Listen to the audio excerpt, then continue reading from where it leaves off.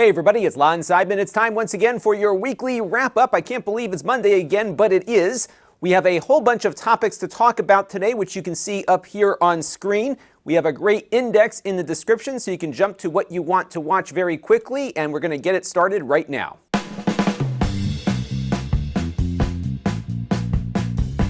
Now, before we begin, I want to thank our newest supporters on the channel, including Bob and Carol, who contributed via Super Chat on last week's premiere of the wrap-up.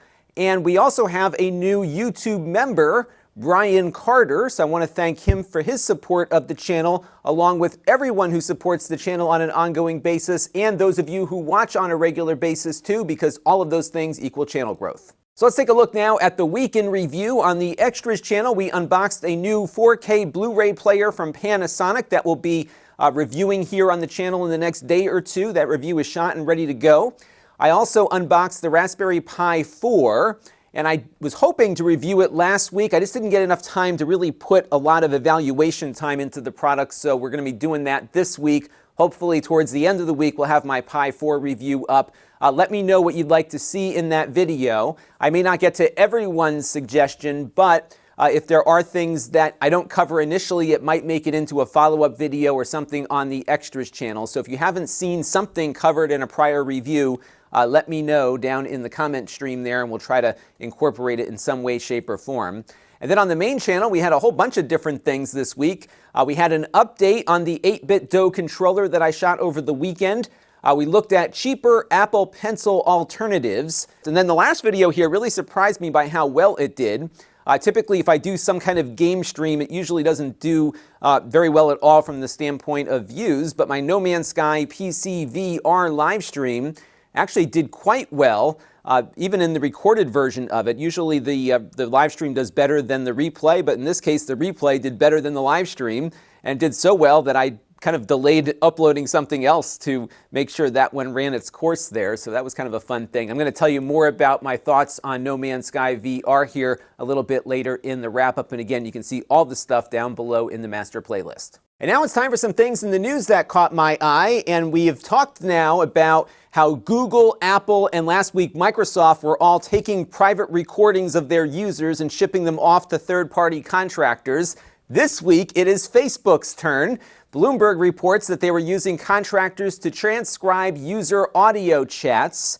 The company said the users who were affected chose the option in Facebook Messenger's app. As it turns out, the option to do that automatic voice to text is off by default. So if you wanted to enable it, you have to turn it on a per conversation basis. So this is something that probably wasn't as widespread as Google or Apple's issue was, because those were Siri and Google Assistant conversations, but still, users were clicking this box and not knowing that the audio they were recording was getting seen by a human versus just having a computer look at it for transcription. So just get another example of how sometimes companies take advantage of the trust that us users have in them.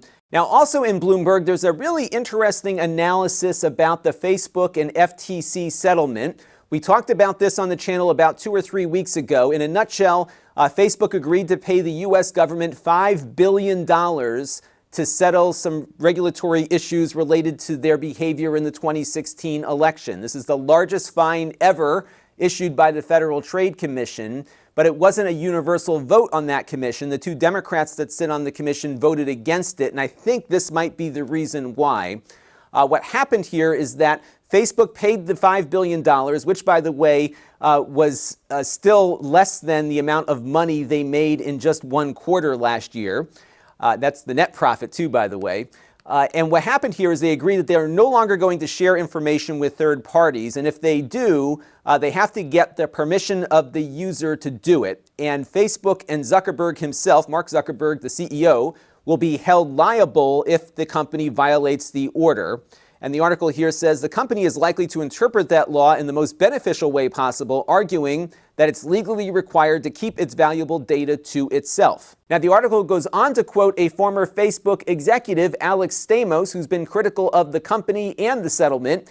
And he says here in a Twitter thread that you can find linked on screen that Facebook paid the FTC $5 billion for a letter that says you never again have to create mechanisms that could facilitate competition. What does he mean by that? Well, he follows it up with this tweet where he says that this isn't a binding thing on other companies, but he says it will be interesting to see if they use this as a reason to reduce APIs and favor their own apps. He also says, think about the scale here. The data that's been stolen and exported to the cloud, like all of the credit card things, for example, or the big Equifax breach that impacted millions upon millions of people, he says those things dwarf what came out of the Cambridge Analytica scandal. And it might lead these companies to saying, hey, the government doesn't want us sharing information with anyone, so we should push everyone to our own apps versus something that might be a competing app. And it looks like Apple is already moving in that direction with iOS 13. Mac Rumors reported this week that they are making some changes as to how the phone works with location tracking. So right now on an iOS app with the current version of iOS, if I download the app and it's, Foursquare or something that wants to know where I am, I can grant the app permission to track my location anywhere I go. But it looks like on the beta version here, it will no longer allow location tracking unless the app is actually loaded and on screen at the time. And I've got a few apps that don't share my information out, but they do track my location. My task manager, for example, whenever I'm getting close to the grocery store, it will ping me with my grocery list so I don't forget to stop there and get stuff. It's very useful to me. And it looks like they're going to make it more difficult for users to leave those always tracking things on when they first install these apps. Apparently they can go into the preferences and do it, but not when they're getting onboarded with a new app here. Now you can make the argument that this is about privacy, yes, but if Apple doesn't apply the same rules to their native apps, does this make it more difficult for someone to launch a useful competing app? That's the question, and that seems to be what has developers upset here with this particular issue. Now, this also got me thinking about some of the membership programs that are out there to help creators with subscriptions for their supporters, namely Patreon and DonorBox, which I use, but also YouTube's membership program, which they are very aggressively rolling out now. They've added tiers. They have member-only videos you can do now. You can do member-only community posts. And it's great because it's right there on the platform and very convenient. However, Patreon and DonorBox give me your contact information. So when you make a Patreon contribution or a DonorBox contribution, the email address that you leave with those companies is given to the creators. And you might say, oh, I don't like that my information is being sent to somebody directly. But at the same time, if I were to switch from one platform to the other, I could communicate with you directly and let you know that, hey, we have this relationship. You should know that I'm moving over here if you want to continue that relationship. I did that actually when Patreon had that fee thing they were going to do where the users were going to be paying the credit card fees. A lot of people were unhappy about that, and I was able to contact all of my Patreon supporters directly to let them know that there's an alternative that I'll be using, and if you want, you can switch over to that. And a lot of people did, and that's what the DonorBox thing is. Likewise, if DonorBox ever implodes, I can contact people directly that way. It's great for me because you can know where I'm going to be if I decide to move somewhere. However, in the case of YouTube memberships, I don't get any contact information. In fact, the only way I can communicate with people who are supporting me is through YouTube. I can do a members-only community post or a members-only video. I'm pretty sure that every member will see those posts, so it's not like something that's going to be algorithmically filtered, at least I hope it isn't.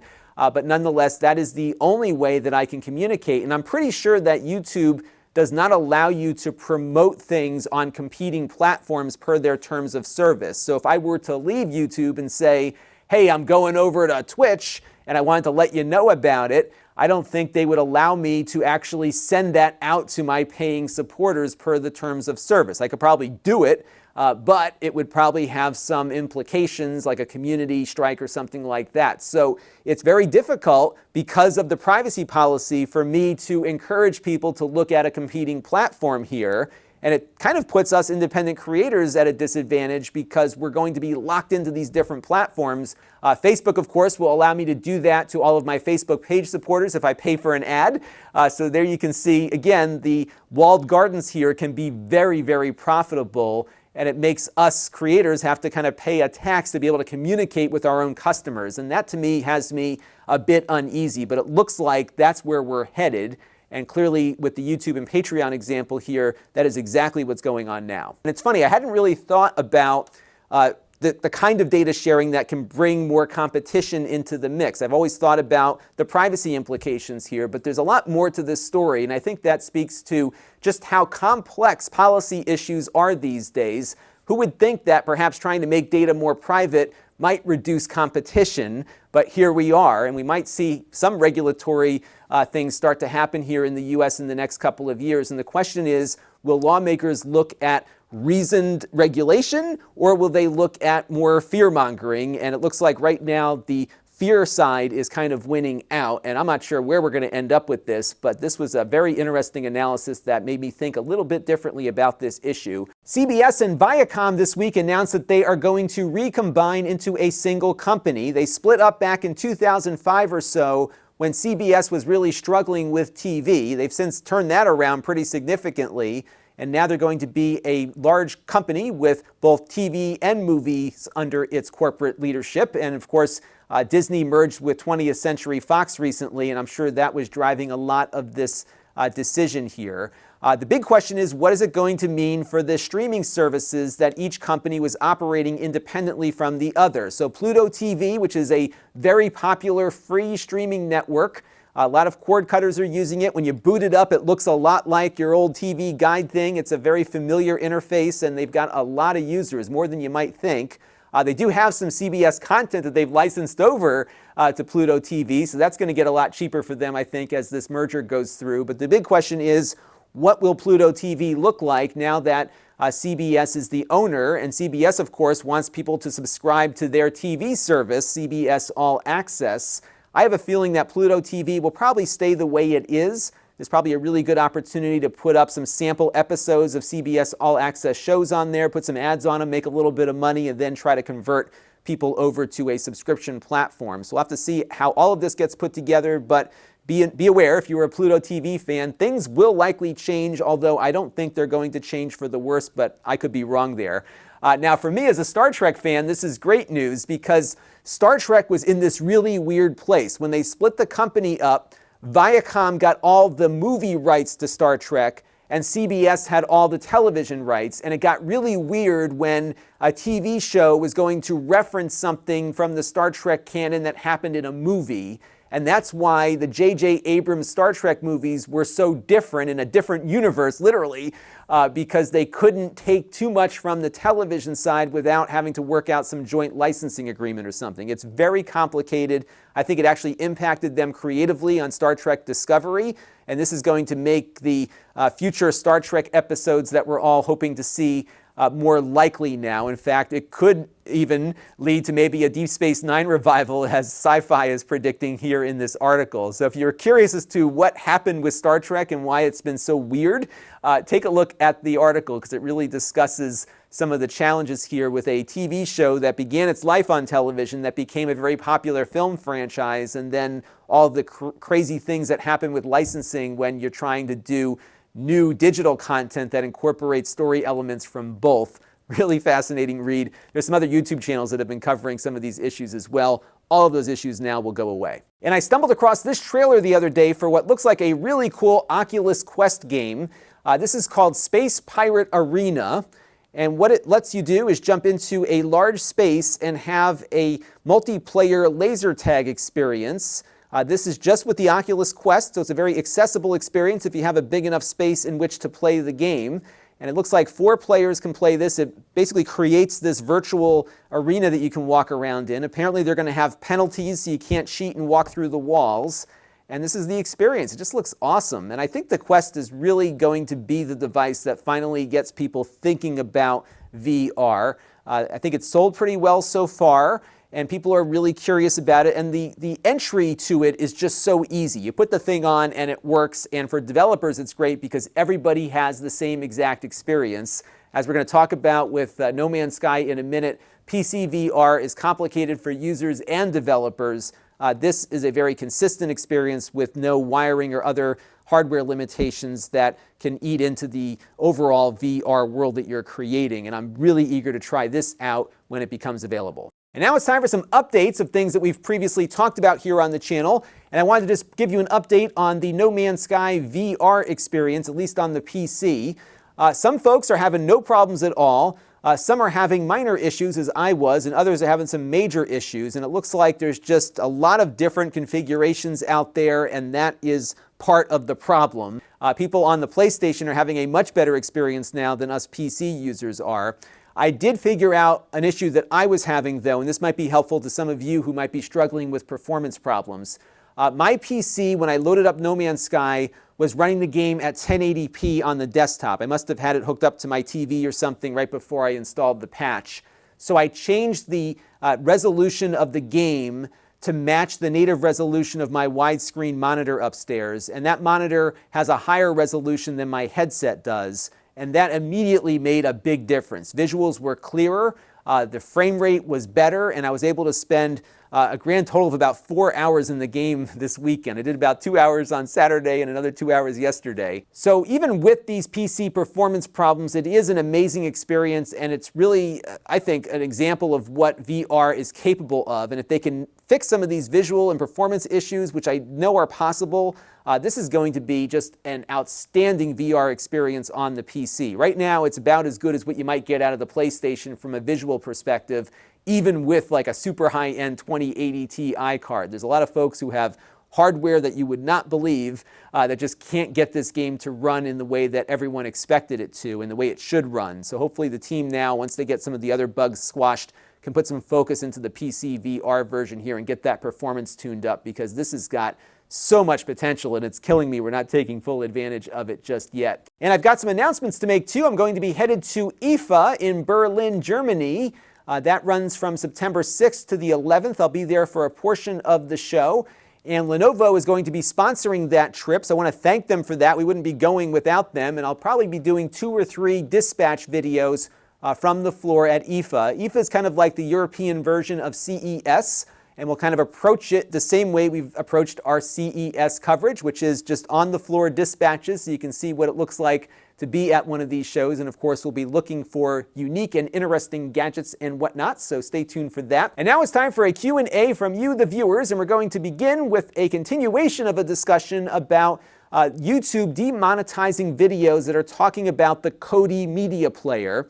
Now, what's happened with Kodi over the years is that it began as a media player for the Xbox, the original Xbox, and it kind of morphed into a wonderful open source project that a lot of cord cutters used. But at the same time, because it was open source, a lot of nefarious actors out there started selling boxes that they called Kodi boxes that had add-ons installed to allow people to watch pirated TV shows and movies. Some of them integrated BitTorrent clients and grabbed the content that way. And it created a real issue for the Kodi open source project. And Ryan Martinez here pointed to an article that they posted on their blog back in 2016 about how Kodi decided as an organization to trademark the name and go after the pirate box sellers and the YouTube creators who were promoting them. And I think they were well within their rights to do that because it was hurting the Kodi brand. And Ryan suspected that maybe Kodi had something to do with all this demonetization, but that is not the case. I reached out to Kodi about it. They said YouTube is not acting on their behalf. The likelihood here is that they're acting on behalf of advertisers, namely the big studios, because you can see in this Engadget article from 2017 that the Hollywood studios got together and started going after streaming Kodi add-ons. In fact, I think in Europe they made it illegal to sell a Kodi box at all. Like if it had any of these pirate add-ons on it, it was completely illegal, even if it didn't have any pirated content on it itself. So that was something that the studios really made an effort to do. And as a result of that, there were a number of channels that were covering some of these Kodi add-ons that not only got demonetized, but actually had copyright strikes issued against them. This guy, Nathan Carter, had his videos taken down by Sky, which is a TV network out in Europe. I believe it was owned by Rupert Murdoch, but I think now it's a Disney product. And this was a very aggressive campaign. I suspect what happened here is that these studios, who are big advertisers on YouTube, said to YouTube, hey, we're going to stop advertising just like all those other brands did on objectionable content if you keep running ads on these videos telling people how to go out and buy Kodi boxes and commit acts of piracy. And given that YouTube has no way to discern context in anything, if it mentioned or had the word Kodi in it, they just demonetized it immediately. Now, in my case now, I've got four videos now on the main channel that were how-tos for HD home run and side-loading Kodi onto Android boxes, all perfectly legal activities that have been demonetized, and YouTube denied my formal request for them to reconsider the demonetization. So those now are demonetized forever, and it certainly puts a chilling effect on anyone who wants to cover Kodi the media player, because just talking about it might mean you don't earn any revenue on the video that you do. And this is how companies can kind of take advantage of the market and maybe perhaps abuse the DMCA to get people to stop talking about things that they are not comfortable with. And that has me very concerned here, because it's not quite censorship, but it's leading to it, just because they're taking any incentive out of talking about this open source app. And today it's Kodi, as we saw last week with the guy that was taken down by Take-Two Interactive for talking about a video game. They use the same tactics there. So this is just another example, I think, of how YouTube just works the way it works right now, and companies still have a lot of power to determine what gets talked about on the platform. My videos aren't being taken down, they're not being given copyright strikes, they just can't earn money the way my other videos do. And surely for somebody like me who's in business to make videos and earn a living, I'm going to make videos about things that will earn me a living, not things that don't, and this is something that might impact Kodi content in the future. And it also appears that even talking about this issue might lead to a demonetization. So last week on the Wrap-Up, we talked about this topic. The Wrap-Up was not demonetized, but the snippet that I uploaded of this topic on the Snippets channel was. As you can see here, it was rated as a limited video. I did appeal it, and they did grant the appeal there. So that one at least was allowed after somebody looked at it.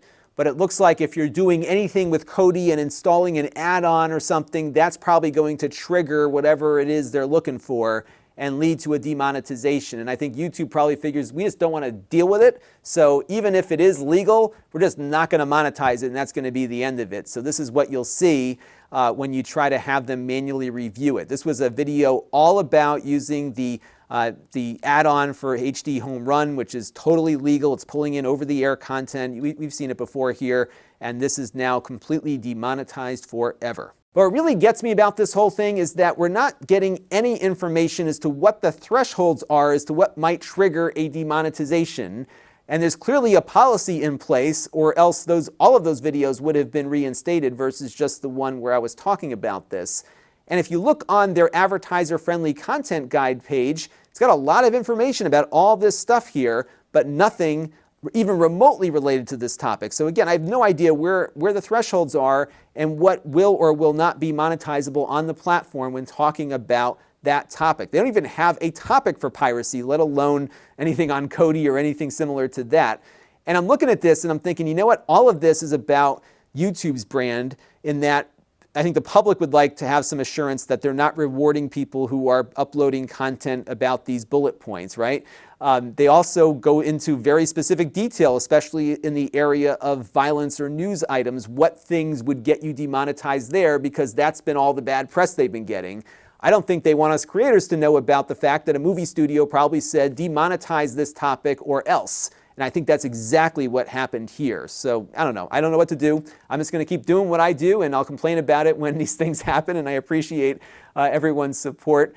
And I will say in fairness that the entire demonetization issue, when it began about 2 years ago, has actually benefited the channel, because generally I talk about very safe topics that advertisers are very comfortable having their content attached to. So even though my viewership has been relatively static over the years, I'm actually doing better on revenue from one year to the next. And that's because there's a lot less inventory out there for YouTube to sell versus the time before Adpocalypse began.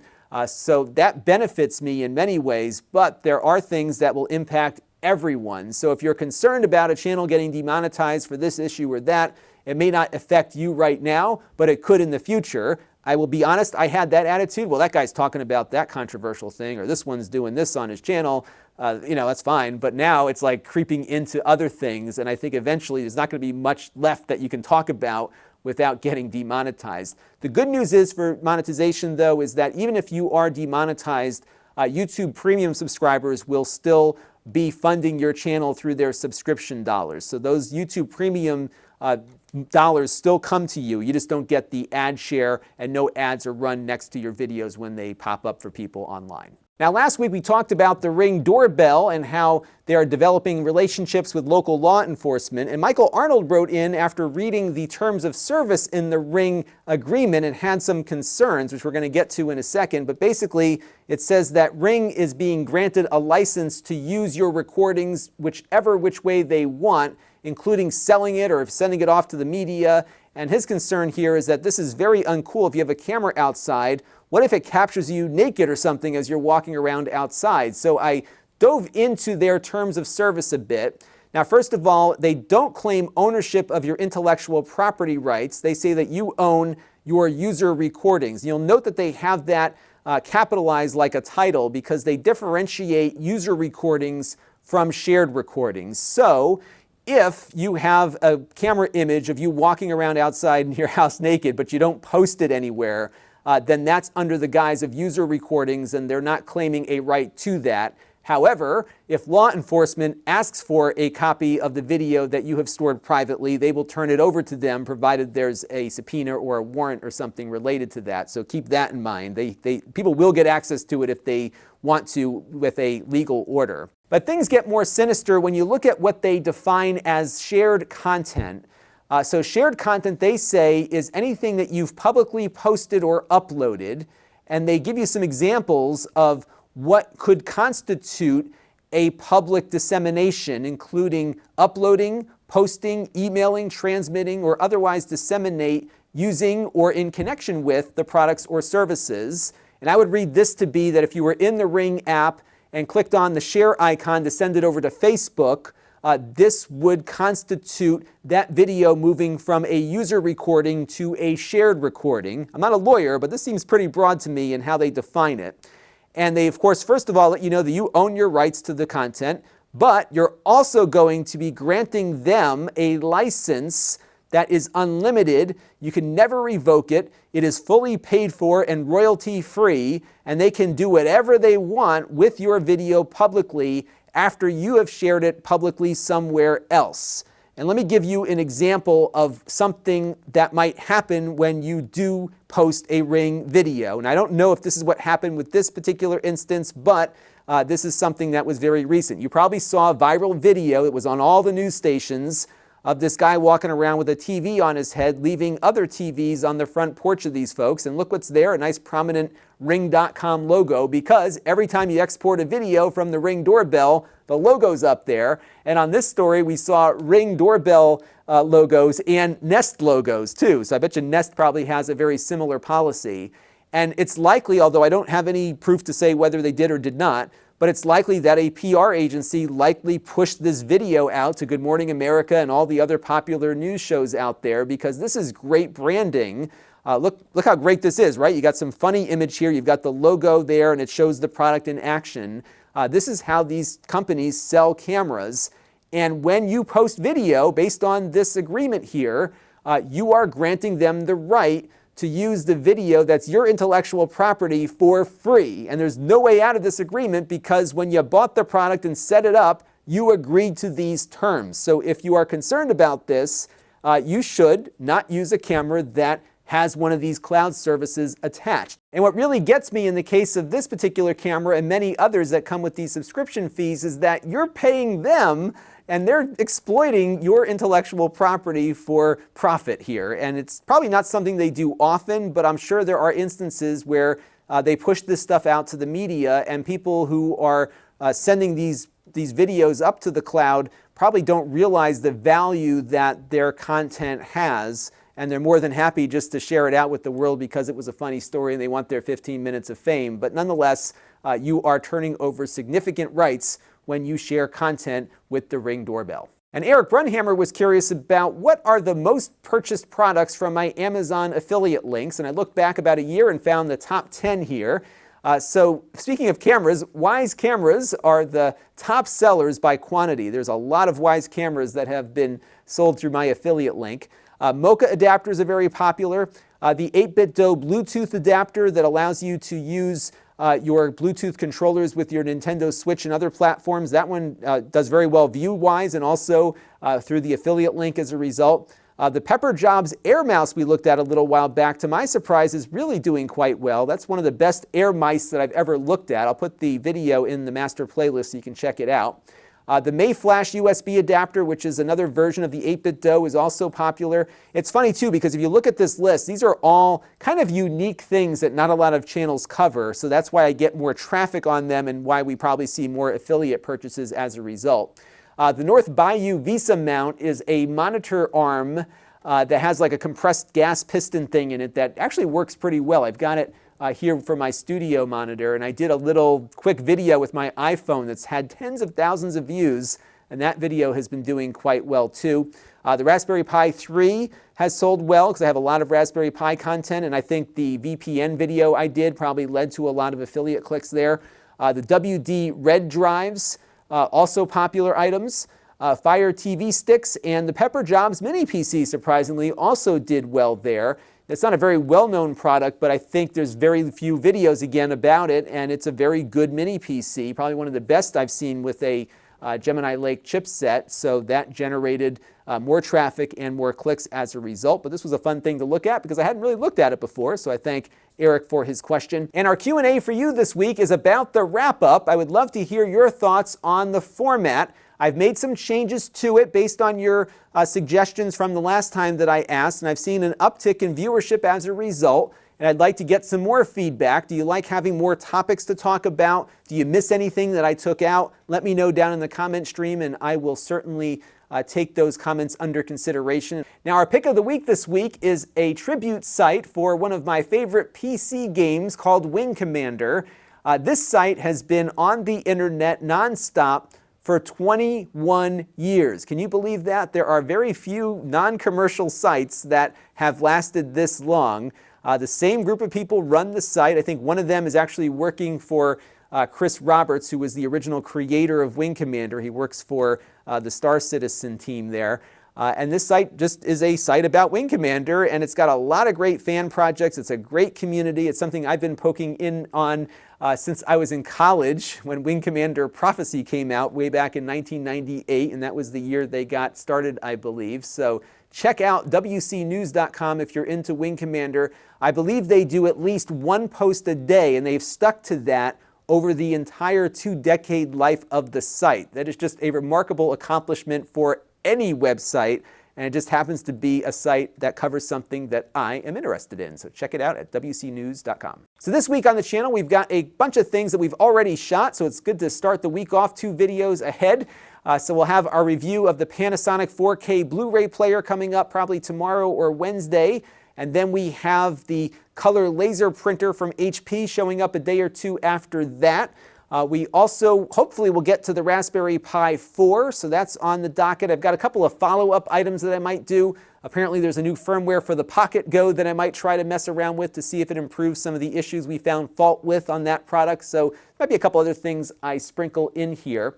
I'm really struggling, by the way, with the Udo Bolt that I talked about last week. This is a single board AMD-based machine. A lot of the games we're trying to run on it are crashing, so we're going to delay the review on this until we figure out what's going on with that. So we're going to try to get in touch with them and see what is troubling us with that.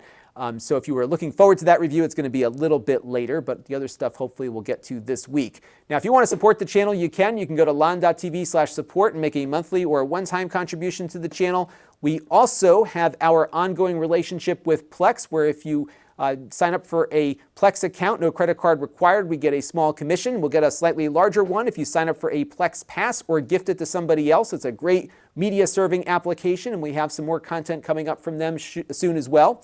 And then we've got other channels you can find me on. My Extras channel is at Lon.TV/extras, which has unboxings and supplementary content.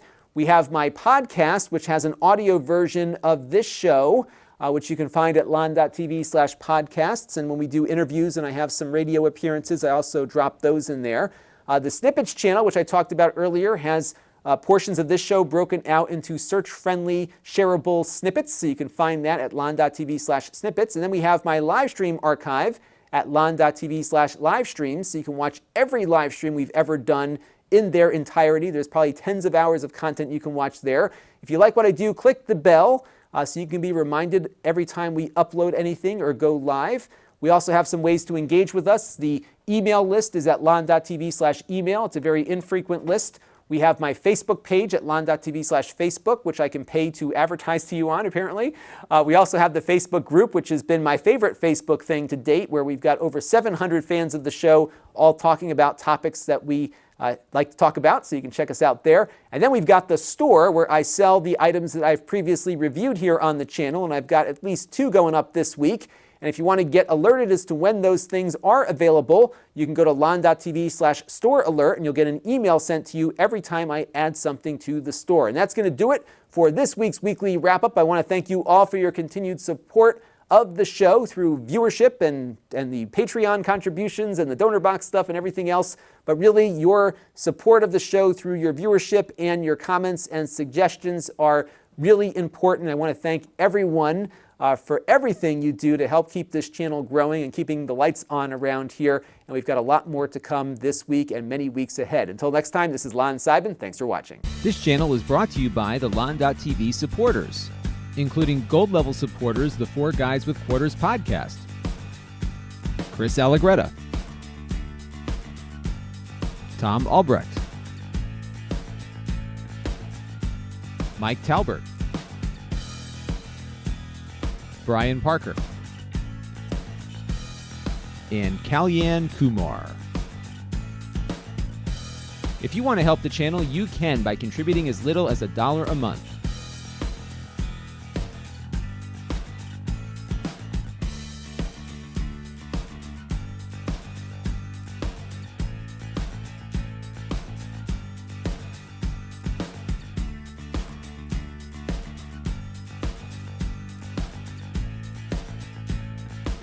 Head over to Lon.TV/support to learn more.